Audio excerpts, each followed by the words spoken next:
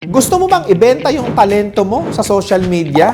Yes, kahit yung mga simpleng talento mo kagaya ng pagluluto, paglalaba, pamamalansya, pagkanta, o kahit na anong skill yan, ay pwede mo palang gawin niyang digital product. At meron akong ipapakilala sa inyo na siya ang nagtuturo at nakapag-create na ng libo-libong digital product entrepreneur na siya naman nagninegosyo ngayon at nagbebenta sila ng mga skills nila, ng mga knowledge nila, ng mga talent nila. Si Catherine Mejia ang isa sa pinaka-reputable at pinaka-legit na nagtuturo kung paano ka makakapag-create ng digital product at kung paano mo ito ibebenta sa buong mundo at pagkakitaan mo ito hanggang sa ikaw ay yumaman. Good morning, good afternoon, and good evening mga boss. So, nandito na naman tayo sa pinakabagong episode ng RDR Talks. In demand ngayon ay yung pagbebenta ng mga digital products. At alam nyo ba, na nakilala namin kung sino ang nagtuturo at pinaka-legit na po pwedeng mag-guide sa inyo at gumabay sa inyo sa pagninegosyo ng digital products. Let us all please welcome the owner and the founder of MetaWords by KM Creative. So hindi ko na patatagalin ang ating bossing boss, Catherine Mejia. Welcome, boss. Hello po, good morning. Ayan, so nagtuturo ka on how they can actually earn through digital products. Paano nga ba? I teach people how can they monetize their existing skills, knowledge, experience, expertise, even opinions into a sellable, in-demand na digital product. Ibig sabihin yung opinion mo, bebenta na ngayon? Yes po, basta it is based on their personal experiences and it's a legit po na talagang makakatulong sa ibang tao. So hindi mo na kailangan ng produkto para kumita. Yes, it's all digital na po siya and magsisend ka lang ng access if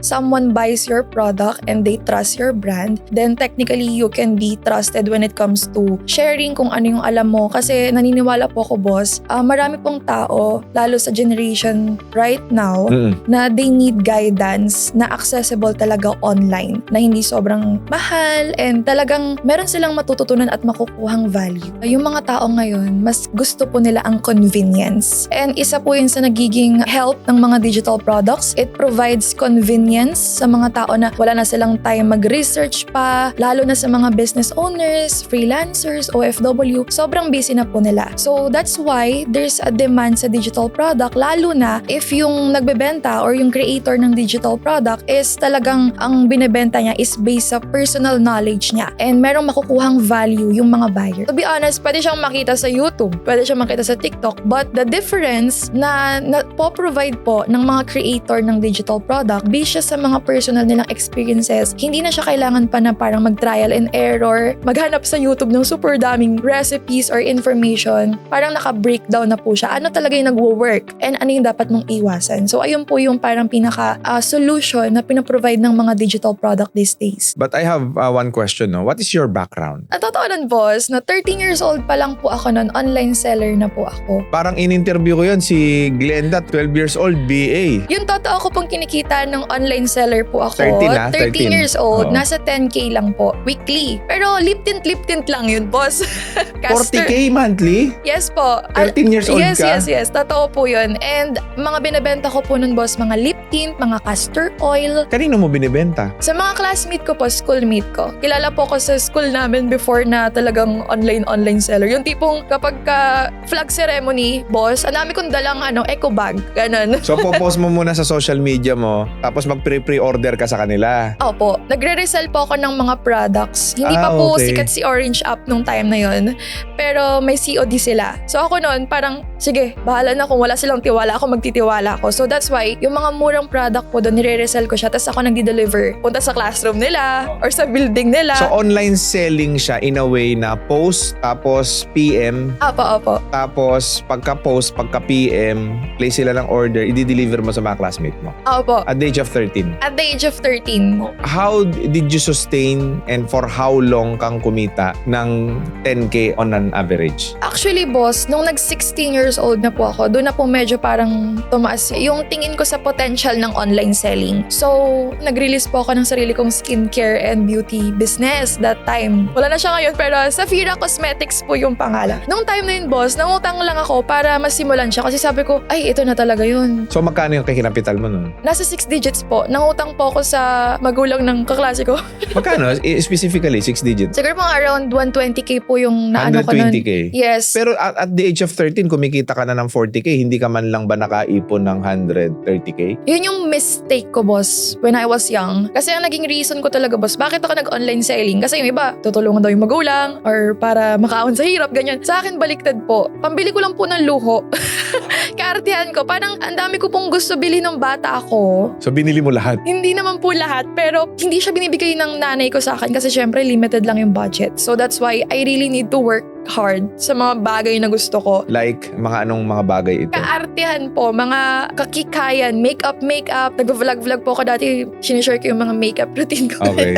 Ganun So po. doon naubos ang pera mo? Yes. So, Tapos gala, tropa, ganyan. Opo. And then, nung 16 po ako, nag-start ako ng business, nangutang ako. Doon po ako nalubog sa utang, boss. Ha? Nalubog po ako ng 60 shades. Teka lang, pinahiram ka ng 120,000. Yes. Naglabas ka ng sarili mong brand. Opo. Bumenta ba ito? Bumenta po siya, boss. Ang pinaka-reason po bakit hindi siya nag-work is because sobrang lakas ng demand niya. Hindi ko kayang magpaikot ng tama. Wala po kasi akong mentor or someone na mag-guide po sa akin ng time na yun. So that time, magastos ka pa rin. Magastos po ako. Hindi po ako nakakapag-handle ng pera ko ng maayos. So kahit malakas po yung demand niya, at 16, ang dami ko pong regional, provincial distributors. Pero hindi ko po kasi alam yung tamang handling talaga ng business. Wala pong nagturo sa akin, wala akong mentor. So I had to do it all alone, discover it all alone, and learn doon sa mga mistakes ko and failures ko when I was young. Magkano yung naging utang mo nun? Yun po, yung 120. Dadagdagan pa siya kasi nahihirapan po ako magpaikot for materials. Yes. Teka lang, nakakabenta ka, bakit hindi mo mabayaran yung utang mo? Bali, ang pinaka-situation dun, boss, for example, sa lip tint, meron akong 1,000 pieces na stocks, tapos may umorder na distributor. Kunwari, ang kinuha niya is 500 pieces, pero yung natira na lang is 300. So, kulang ako ng 200 pieces. O-order ako sa Manuf. But then, sa Manuf, para makuha ko yung certain na amount ng minimum quantity, kailangan 1,000 pieces yung kunin ko. So, dun po ako nahirapan. So dahil hindi mo inaabot yung MOQ nila, minimum order quantity, Apo. ang nangyayari, mas mahal mo siya na bibili, tapos ang profit margin mo maliit lang. Yes po. So, that's why nahirapan na po akong Magpaikot. magpaikot. Dun po ako nalubog sa utang. And then, what happened next? And then, sobrang bilis na nangyari. Ang dami ko pong na-try na mga businesses like affiliate, influencer pa ako, at kung ano-ano po mga side hustle. And then, nagbago po lahat nung nabuntis ako ng 18 years old. 18 years old. 18 years old po. And that time, boss, nung nakita ko yung PT na 2 red line siya, talagang nag-pop up sa utak ko. Parang alam ko sa sarili ko, disappointment ako sa lahat ng mga taong kakilala ko. Nag-aaral ka pa nun? Yes po. Saan ka nag-aaral nun? Sa Laguna po. Nag-stop din po ako nung nalaman kong buntis ako. So, nung nalaman mo na buntis ka, what's your realization? Parang sabi ko, kailangan ko talagang kumilos ng tama, ng maaayon. And actually, boss, nung nalaman kong buntis ako, akala ko talaga katapusan na ng buhay ko. Kasi kilala ako sa school na nagmo-model-model, online seller, nagva-vlog-vlog. Tapos bigla na lang, my God, nabuntis. So, takot na takot ako sa mga magiging judgment ng mga tao. Nung nanganak ako, I'm so happy naman kahit papaano. Meron po akong work noon, pero ang sahod Ano ko work mo nun? admin po ako sa isang gold business. Ang sahod ko po noon, 350 to 400 per day lang po. Is it local or international? Local po ito, yung una ko pong naging client. So, nag-a-assist ka lang, may sweldo kang 300 pesos per day. Tapos, doon ko na-realize, boss, wala talaga kaming mararating sa 350. So, that's why kahit love na love ko po yung work ko nung time na yon, love ko yung manager and yung boss ko. But then, I really need to look for another opportunity na pwedeng makatulong sa akin. And doon na po, nasuggest sa akin ng close friend ko na, oy, di ba nagbe-business ka nung 13 years old ka pa, nung minor ka? What if yung mga inedit mo nung bata ka, i-compile mo siya sa Canva, tapos gawin mo siyang portfolio. Doon na po na nagkaroon po ako ng mga international client as a freelancer. Teka lang, commonly sa ibang mga tao, it's already a memory, it's already a trash technically. Yes, opo. So paano mo siya ginamit as pagkakakitaan? Ano yung step-by-step process? Ang mga pinang-edit ko po sa mga nilagay ko sa portfolio ko, hindi po Canva. Wala pa pong Canva. PixArt po. PixArt. PixArt girl po ako. Tapos, in-upload mo sa Canva. Opo, nung na po ako, mag-VVA na po ako, ginawa ko po siyang portfolio inside Canva. Ang pinaka-happy ako dun was, buti na lang, yung mga naging label ko po kasi sa mga cosmetics ko noon, ako po yung gumawa. So, ayun po yung ginamit ko as portfolio. And gladly, marami po nag-trust sa akin ng mga international client. Kahit nung una, akala ko scam. Pero, ayun, it turned out legit naman ang pag-freelance. It's just that hindi po siya agad-agad. Maganda yung naging experience ko sa freelancing nung una. Pero naging greedy po ako. Why? Since nakita ko dollars yung sahod dito Magkano kinikita mo nun? Per client po, minimum po $500.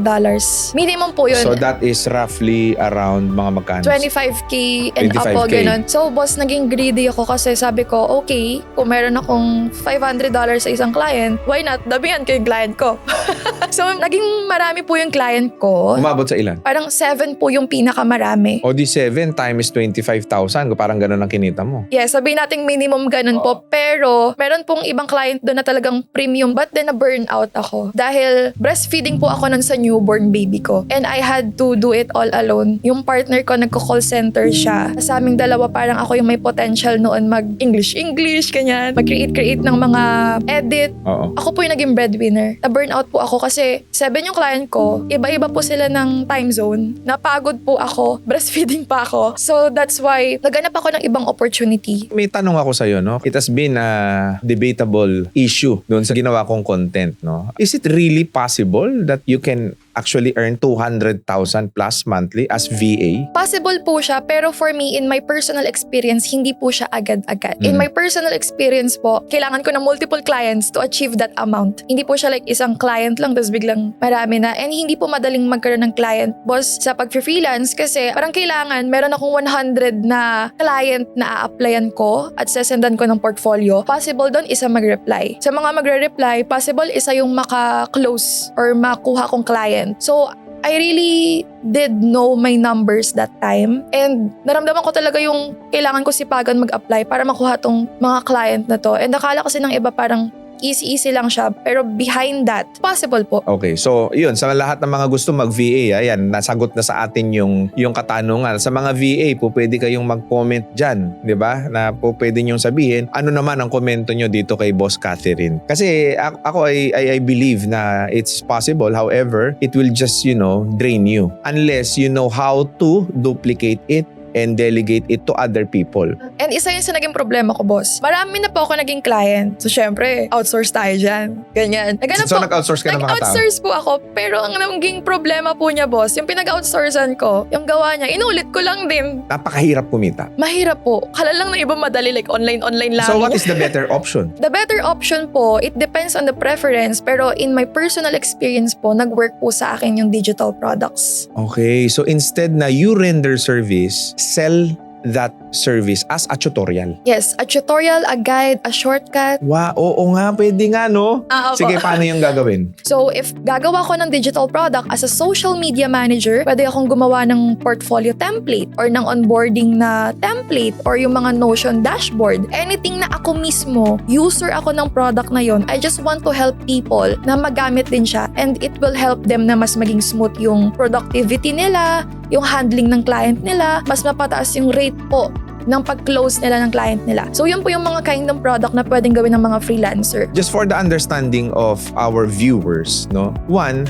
kung meron kang certain skill, no, na nire-render mo as VA. So meron ka halimbawa, social media manager ka. Ano ba ang ginagawa mo as social media manager? Nag-aayos ka ng social media nila. Yes. Gumagawa ka ng post every day. Yes. Nag-iisip ka ng content for your client, tama? So lahat ng mga ito is gagawin mo siyang guide or tutorial. Video format or just Word file. Either way, pwede po siya. Okay. Ibig sabihin kahit Word file, mabibenta mo siya? Yes po, kasi even po yung mga Notion dashboard, for example, SMM po po ako. And then meron po akong Notion dashboard na ginagamit ko for productivity as a social media manager. Ang pwedeng market ko po doon, mga kapwa ko social media manager. Okay, nakagawa na ako ng Word file. Tapos, nagawa rin ako ng video. Gagawan ko ba ito ng sarili kong website? Mas recommended ko po ang sariling sales page. Paano kung hindi ako marunong gumawa ng website? Masyadong technical yan. Well, actually, ano po siya, madali lang po siya if you want to use very beginner-friendly na platform. Pwede po yung System.io, pwede po siya. Or Canva, pwede rin po siya. Pwedeng ka na rin gumawa ng website sa Canva? Yes po, doon po ako gumawa talaga ng website nung nag-start ako. And Wow. actually, if yung mga tao, mas gusto naman nilang gumamit ng third-party platform na beginner-friendly, pwede din yung Rocket PH. But still, boss, kapag nag-list ka kasi sa Rocket PH,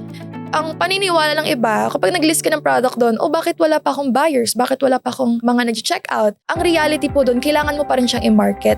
Doon lang sila mag-check out. Do I need to know at least minimal information about coding or hindi na kailangan? Hindi po kailangan ng coding. Very beginner-friendly po Okay, siya. sige.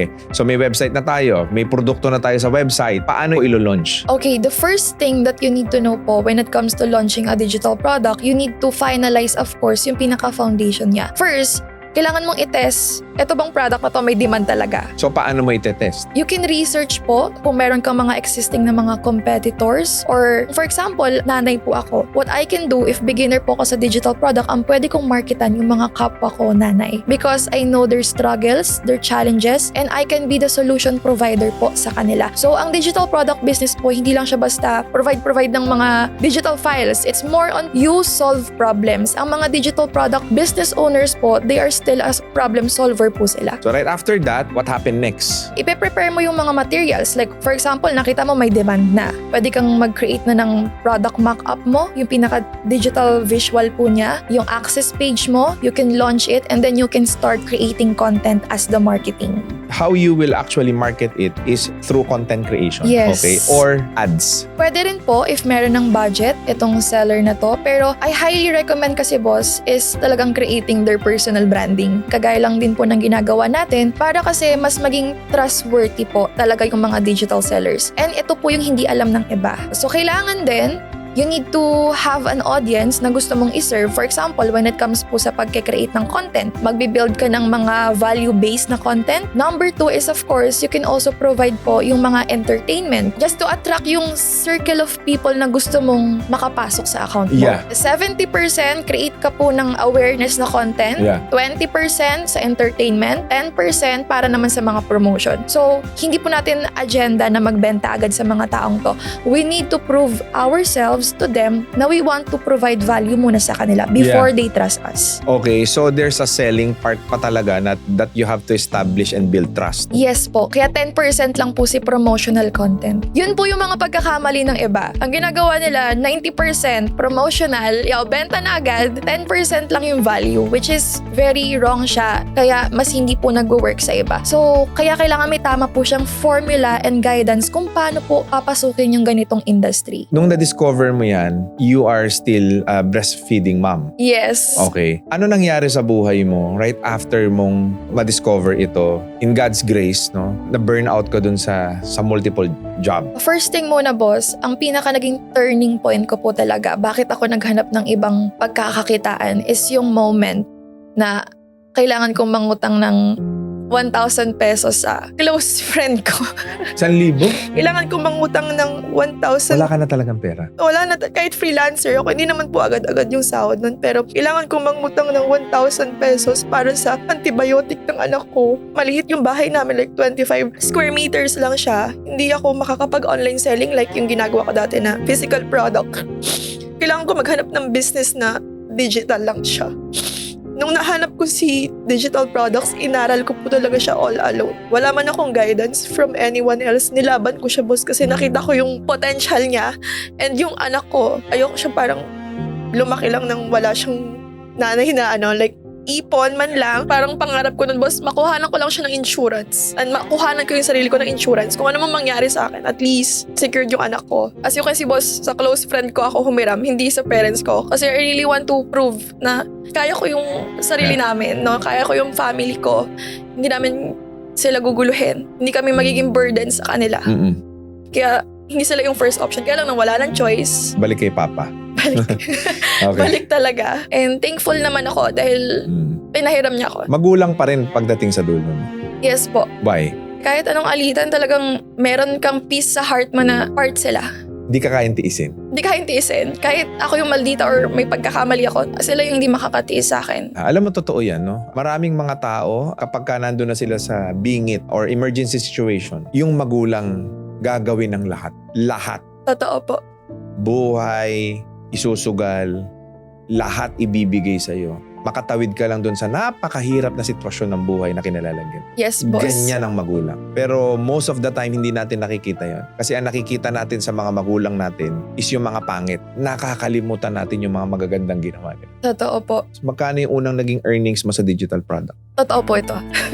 Wala. Zero. Zero talaga. Yun talaga yung totoo talaga. But then after ng 2 weeks po na yun, I gained my first sale po doon sa pinaka-grand launching ko. Ka-achieve na po ako kaagad ng ROI ko doon sa mga binili kong mga resources para matutunan ko siya. 2,000 after 3 hours.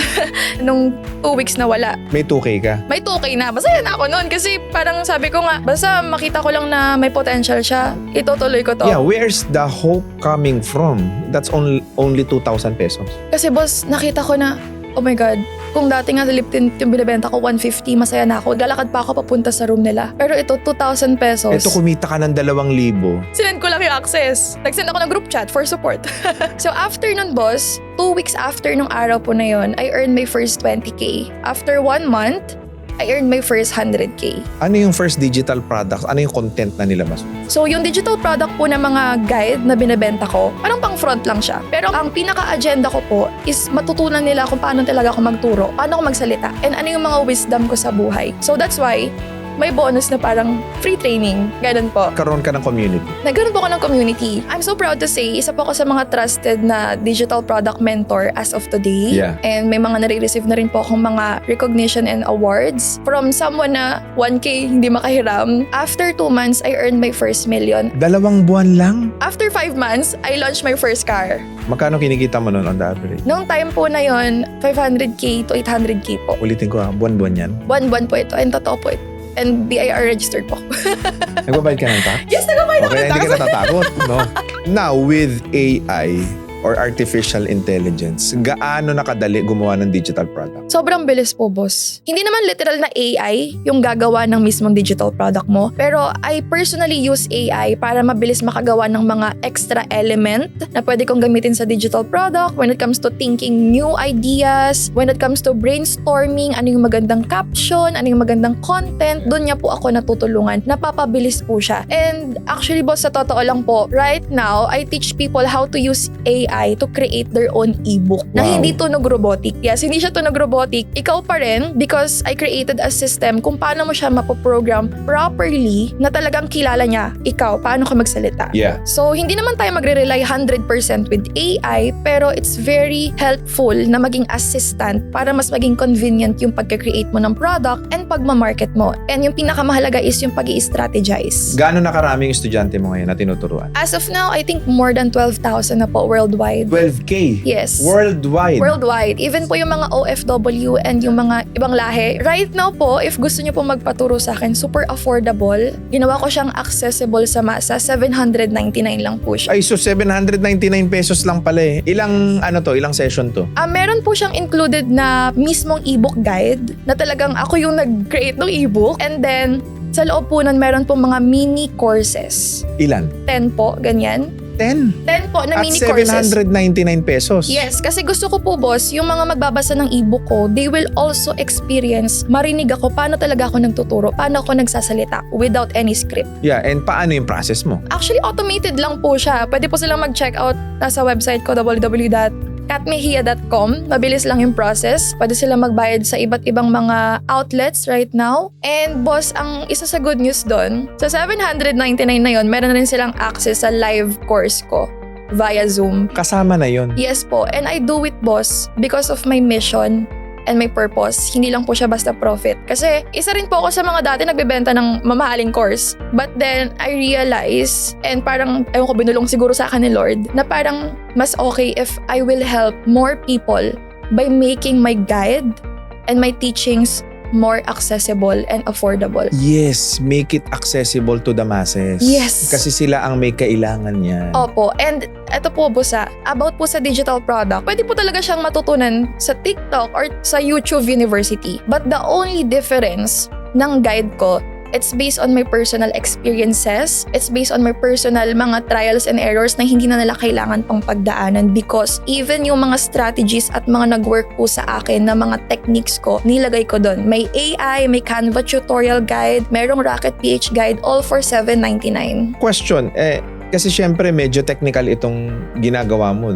Selling digital products. Can 50-year-old mom or senior citizen, tita, or titos can also sell digital products? Yes po, possible po siya. And actually, advantage po nila yon kasi they have more experience. They have more learnings in their life na pwedeng yung mga kabataan matuto po sa kanila. And right now po kasi sa pagkikreate ng digital product, hindi naman po siya kailangan na komplikado. For example, magkikreate ka po ng ebook. Hindi naman po kailangan na Canva palagi yung gamitin para mag-create ng ebook. Pwedeng gumamit lang tayo ng Google Docs. As simple as that. You can turn it into PDF file. Mayroon ka ng digital product. And then kapag create po sila ng cover nila sa ebook nila, AI can help them. Pwede mong turuan sila tito at tita? Yes po, kasi may AI na po ngayon. Kailangan lang po ng right na sasabihin sa AI para maganda yung maging result niya. So may tatanong ako sa iyo, paano yung mga negosyante na may existing ng opportunity at kumikita naman? Kailangan pa ba nila ako kagaya ko? Kailangan ko pa bang gumawa niyang digital product na yan? Actually, boss, for someone like you na business owner, very perfect po siya. Hindi mo po siya kailangan gawin na main source of income, but digital products can really help you to provide more value sa mga existing mo na kliyente, sa mga partners mo, at sa mga pwede mong mabigyan ng mga advices through digital products. So, meron po akong mga ginagay din ng mga business owners. They use digital product as freebies. And minsan, syempre, yung mga business owners po, mga busy po sila. So, I recommend sa mga taong ito na pwede po silang maghanap ng trusted nila na someone like personal assistant or executive assistant nila. Yun po yung ipasok nila sa mga tutorials ko. Then ayun po yung gagawa ng products for them. Maraming salamat sa iyo, Boss Catherine. And sa lahat ng mga viewers natin, please do not forget to subscribe and click that notification bell para lagi kayong updated sa ating mga future videos. And also do not forget to follow us on Facebook, TikTok, Instagram, and Spotify. Muli maraming salamat sa inyo mga boss and God bless sa inyong lahat.